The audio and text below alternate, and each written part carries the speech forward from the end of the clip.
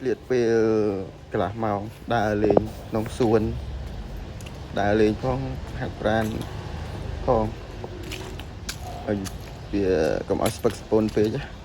chẳng cóคือការស្អាតទេសភាពស្ងាត់ល្អក៏ថតឲ្យបងប្អូនអស់គ្នាបានមើលលេងពួកអីផឹកឡើងអញ្ចឹងវាស្ងាត់ល្អគេពួកអីគេទៅធ្វើការអស់អញ្ចឹងយើងថតលេងទៅអានេះផ្កានៅសួនគេដាំតែមិនដឹងផ្កាអីខ្ញុំមិនសូវចេះថតអត់ឃើញស្អាត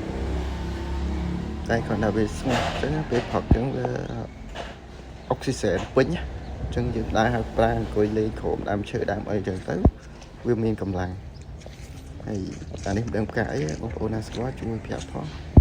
ហើយវីដេអូខ្ញុំមានតែប៉ុណ្្នឹងឯងបើខុសត្រូវអីសូមខន្តីអភ័យទោសផងអរគុណសួស្តីមួយខ្ញុំមានបោះដុំសាលីជូតមុខមានតម្លៃពិសេសជូនព្រោះអីវ៉ាន់នេះខ្ញុំកំងពីរោងចក្រផ្ទាល់ធានាតម្លៃជូនបើមួយត្រូវការអាច inbox មកខ្ញុំមកហើយសម្រាប់អ្នកនៅកំពង់សោមគឺមានតម្លៃពិសេសគឺ free delivery ជូនអរគុណចង់បាន inbox ចូលក្នុង page របស់ខ្ញុំអរគុណ